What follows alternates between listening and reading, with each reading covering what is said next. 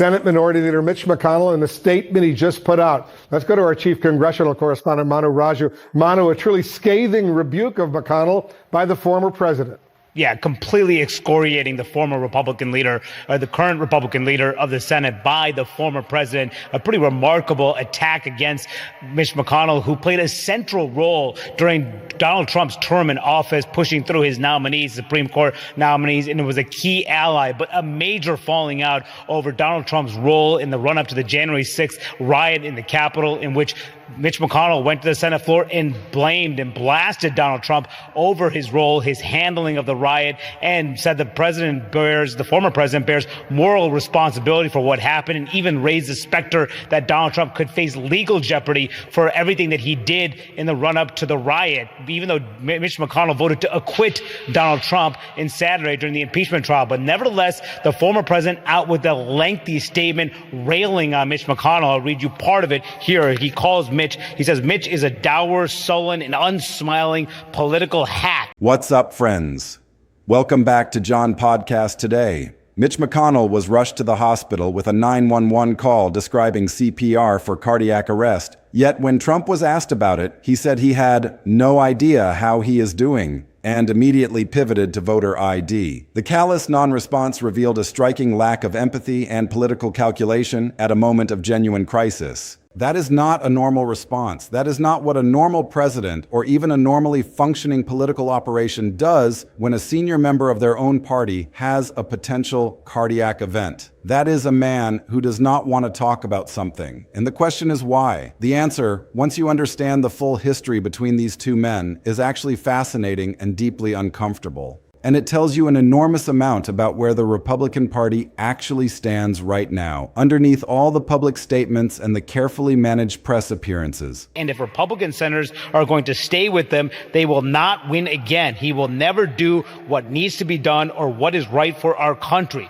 Where necessary and appropriate, I will back primary rivals who espouse making America great again and our policy of America first. That last line, critical, because what Mitch McConnell's aim is over the next year or so is to regain the Senate majority that they lost after the January 5th runoffs, where two Democrats picked up those two seats, leading to a 50-50 Senate that Democrats now control. Mitch McConnell has said that he wants to push for candidates who he views as electable, whether they're backed by Donald Trump or not. But Donald Trump is making it clear here that he plans to engage and put himself in the middle of these Senate primaries, making it a loyalty test of sorts between Donald Trump, the former president, his policies, as well as Mitch McConnell. So we'll see how that plays out in key states where Republicans are eager to take back the Senate. And Wolf, the question too for Mitch McConnell is, how does he respond? He has not backed down from his criticism of Donald Trump, writing in the Wall Street Journal over the weekend. Let's just get the basic facts on the table first, because the medical situation itself is genuinely murky, and that murkiness is part of the story. McConnell was rushed to the hospital. The 911 call, first reported by independent journalists and later picked up by major outlets, described the situation as cardiac arrest with CPR in progress. That is a very specific and very serious description. And then after people started asking the obvious and urgent questions, his office released a statement. And the statement was careful, very carefully worded. It said he did not break any bones, did not suffer a concussion, did not have a heart attack or a stroke, does not have any tumors or hemorrhages. But, and this is the part where it gets interesting, he was briefly unconscious and was taken to the hospital. That is it. That is all the statement said. No diagnosis, no clear explanation of what caused a United States senator to lose consciousness, and require emergency responders who described the situation as cardiac arrest. There's no question former President Trump bears moral responsibilities. His supporters stormed the Capitol because of the unhinged falsehoods he shouted into the world's largest megaphone. His behavior during and after the chaos was also unconscionable, but impeachment is not some final moral tribunal. He also, Wolf, blames Donald Trump for his suggestion, his conspiracies that the election was stolen and rigged as a reason why they lost in Georgia. So a lot of blame going around here, but tonight a scathing rebuke by the former president against the most powerful elected Republican who's currently an office holder here in Washington.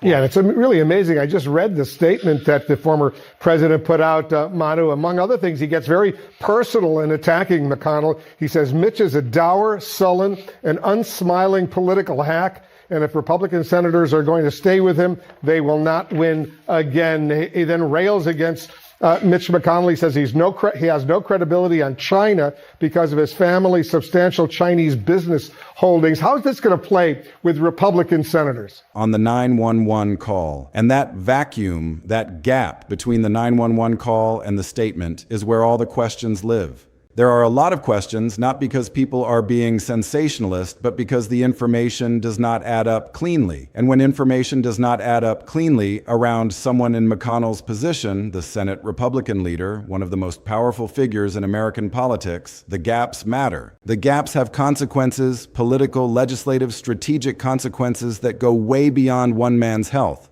And then comes the Trump angle, which is where this story gets truly interesting. Because here's the thing about Trump and McConnell that you need to understand going into this. These two men genuinely hate each other. That is not an exaggeration. That is not cable news drama. That is documented, on the record, publicly stated mutual contempt that goes back years and has never really been resolved. Well, I think Republican senators, as they've done for 4 years as Donald Trump, when he was president, was to ignore the Trump controversies. Undoubtedly, they'll be asked questions by reporters like me about these comments. Most of them will likely they'll say they're supportive of Mitch McConnell, but there are a handful who are critical of what McConnell has said about Donald Trump. Ron Johnson, for one, the Wisconsin Republican senator, criticized that he did not appreciate what McConnell said in his criticism of Donald Trump. There are some Republicans who agree with what Ron Johnson is saying, but there are others who agree with Mitch McConnell. They believe that Donald Trump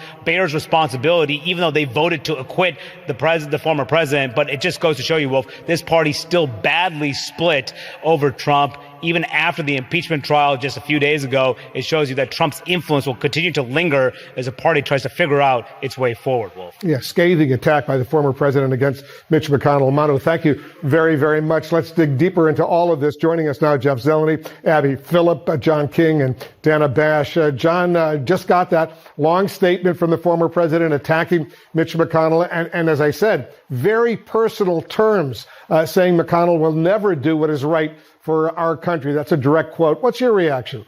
Trump has called McConnell a dour, sullen, and unsmiling political hack. He has blamed McConnell for Republican losses. He has gone after him repeatedly on social media in terms that leave zero room for ambiguity about how he feels. And McConnell, who is not exactly a fiery orator in the best of times, responded by calling Trump morally responsible for January 6th. He said Trump was still legally liable for what he did in office. He said it clearly on the record after the second impeachment trial. So when reporters put Trump on the spot about McConnell's health, when they asked the president a simple, direct question about his own party's Senate leader, the dynamic in that moment is not just a political leader being asked about a colleague. It is a man being asked about someone he genuinely despises, someone whose fate is now deeply, uncomfortably intertwined with his own political future. And his response, I have no idea how he is doing, said more than he probably intended it to. We are going to go through the full McConnell health timeline. Our reaction is, here's your proof positive. There are some Republicans who thought, he would stay on the sideline. He will try to be a team player. Here's your proof that the former president thinks he still runs the Republican Party. And here's the proof that if you criticize him, as Mitch McConnell did on the Senate floor after the impeachment trial ended on Saturday, he will come after you. So now comes the test. A, does Donald Trump back it up? Does he have the discipline? Will he raise the financial resources? Will he hit the road in 2022? And will he and Mitch McConnell have a fight? Mitch McConnell went through this a few years back over Tea Party nominees. This ups the stakes quite dramatically to go up against a former president who we know has lost power in Washington. His legacy is indelibly stained in a negative way, but he still has great loyalty among the Republican base. This has been a question for the Republicans. Will Trump go quietly, or will he try to pick and get involved in every fight? Today he tells us he wants to fight. Wolf, that's a problem for the party, which would prefer to organize, get ready for 2022, focus on opposing the Biden agenda at key points, maybe cooperating in other points. Guess what? They have a Trump problem. It's not going anywhere. Yeah, you're absolutely right. Dana McConnell, he has been trying to have it both ways, voting to acquit Trump, but at the same time, he has a moral responsibility, the former president, for the Capitol attack. Clearly, he's either with Trump or against Trump, right? What we know, what we do not know, and why the vague statement from his office raises more questions than it answers. We are going to dig into Trump's response and what the awkwardness and the dodging and the immediate pivot to other topics actually tells us about the state of the relationship and the state of Trump's political thinking right now. And then we are going to talk about what all of this means for the Republican Party going forward, because the power stakes here are enormous. Most of the coverage has been so focused on the medical drama that it has not spent enough time on the political earthquake underneath it. Let's get into it. There are really three separate things happening simultaneously in this story, and you need to understand all three of them to get the full picture. There is the medical mystery, there is the Trump response, and there is the Republican power question underneath all of it, and they are all connected. Let's take them one at a time. Start with the medical situation, because the way this information has been handled is genuinely strange. I do not mean strange in a conspiratorial way. I mean strange in a this does not add up way that is worth paying attention to. The 911 call described cardiac arrest and CPR in progress. Those are specific medical terms. They mean something specific, and they paint a picture of a scene at McConnell's home that is a lot more serious than a senator who just needed to lie down for a while. Then the hospital statement comes out, and the statement goes through a notable list of things that McConnell did not have or did not suffer. No broken bones, no concussion, no heart attack, no stroke, no tumors, no hemorrhages, but he was briefly unconscious. And that word briefly is doing a lot of work in that sentence. Briefly unconscious. How? From what? Caused by what? The statement does not say. It lists all the things it is not, and then describes what happened. Lost consciousness. Went to the hospital, without explaining the mechanism, without telling us what the underlying cause was. And that lack of a diagnosis is not something you can just brush past when we are talking about the Senate Republican leader.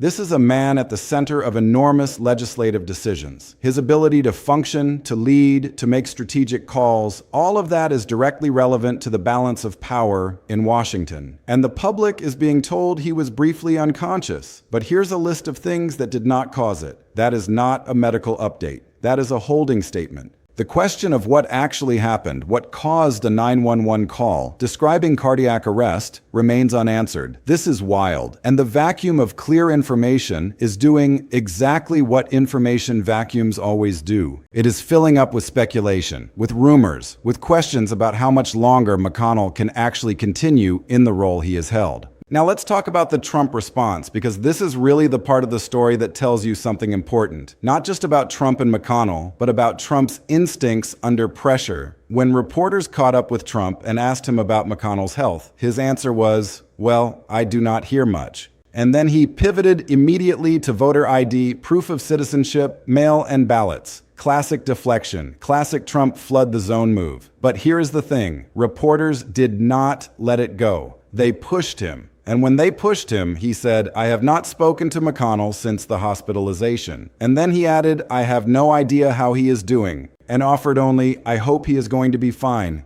That is it. That is the full extent of the president's public engagement with a serious health crisis involving one of the most powerful Republicans in the country. I hope he is going to be fine. Coming from a man who posts dozens of times a day on social media, who comments on everything, who has opinions about the weather and the ratings and the crowd sizes and the garden statues. That man, when asked about his own party's Senate leader, had nothing more to say than "I hope he is going to be fine," and then moved on. Analysts noticed this. They specifically noted that Trump's response only underscored the continued animosity between him and McConnell. One analyst was quoted saying they hate each other, and adding that it was very clear Trump did not want to dwell on the topic. Others described Trump as flustered when the question was put to him, saying it left his own supporters scratching their heads. Because here is the thing about the MAGA base in this moment. They do not love Mitch McConnell. In fact, a lot of them despise him. They have heard Trump call him a political hack.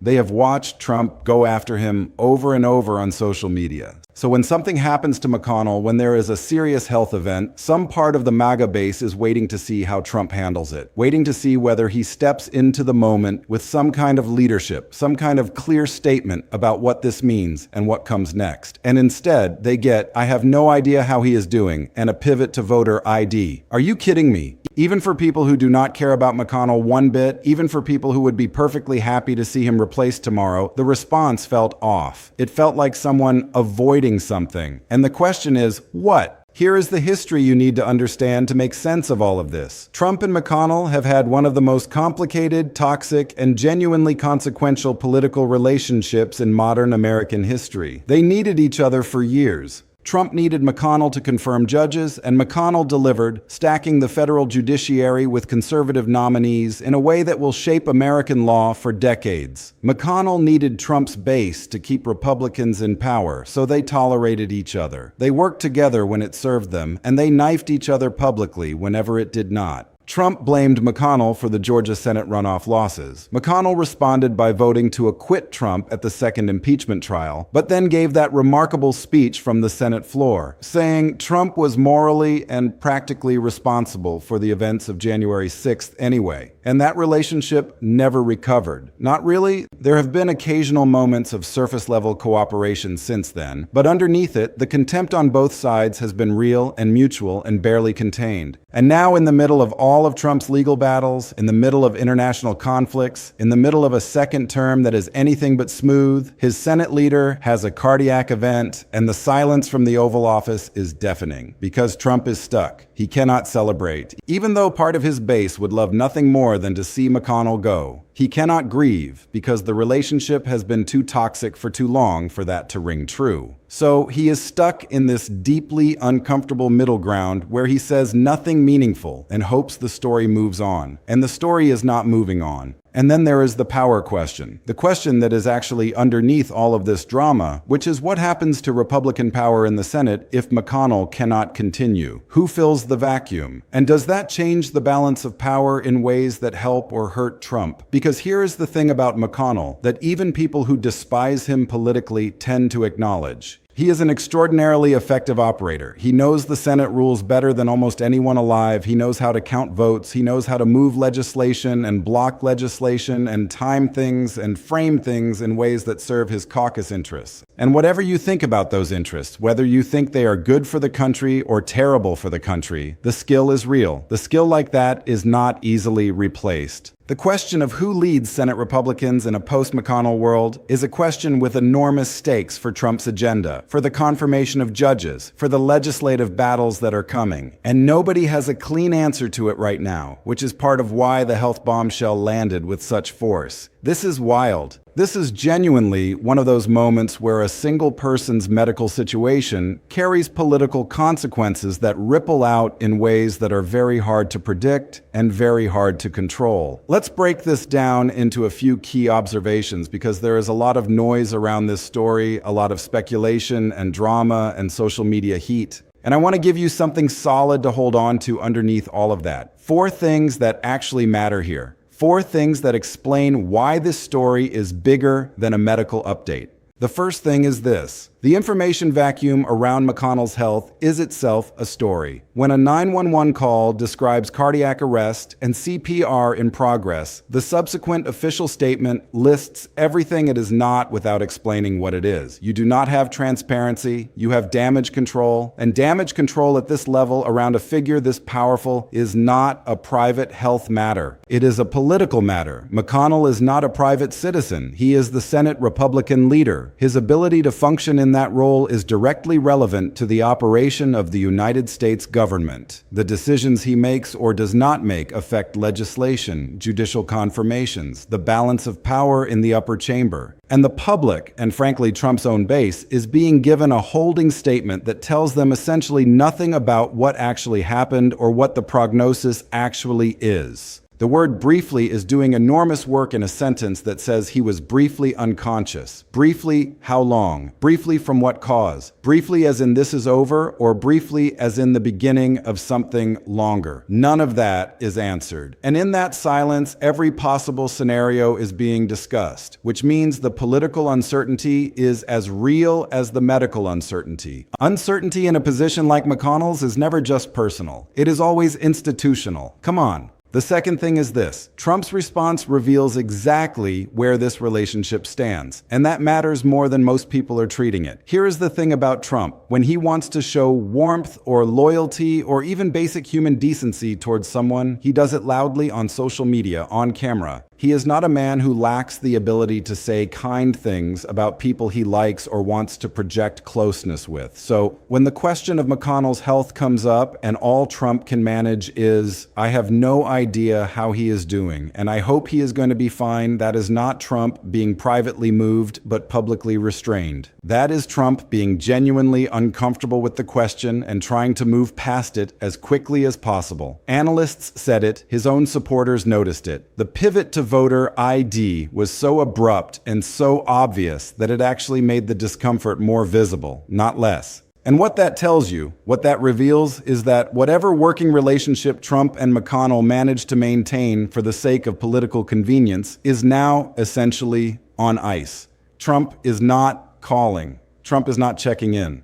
Trump has no idea how the man is doing because Trump has not tried to find out. And in a moment when his own party's Senate leader is in the hospital, that is a striking absence of basic political engagement, not to mention basic human decency. Yeah. The third thing is this. The MAGA base is unsettled and looking for leadership that is not coming. Here is the dynamic that is really driving the emotional heat around this story within conservative circles. The MAGA base has been trained by years of Trump's rhetoric to view McConnell as the enemy within, as the swamp creature, as the rhino who blocked the agenda and blamed Trump for January 6th and never really got with the program. So there is a significant portion of Trump's base that has complicated feelings about McConnell's health. And what they want from Trump in this moment, what they are looking for, is clarity. Some kind of signal about what this means and what the plan is. Does this open the door for a more MAGA-aligned Senate leader? Is this a moment to reshape Republican power in the upper chamber? What does Trump actually want to happen here? And instead of clarity, instead of any kind of strategic communication about the power dynamics at stake, they get, I have no idea how he is doing. And then voter ID. The base is scratching its head. It is confused. And that confusion is turning into frustration. Frustration in the MAGA base tends to express itself loudly. This is wild because Trump is usually so good at reading his base and giving them what they want emotionally. And in this moment, he is completely, visibly failing to do that, which suggests that the McConnell situation is genuinely rattling him in a way that his usual instincts are not helping him navigate. The fourth thing is this. The Republican power map is now in play and nobody controls it. This is the part of the story that has the most long-term consequences. Mitch McConnell has been the operational backbone of Senate Republican power for longer than most people in Washington can remember.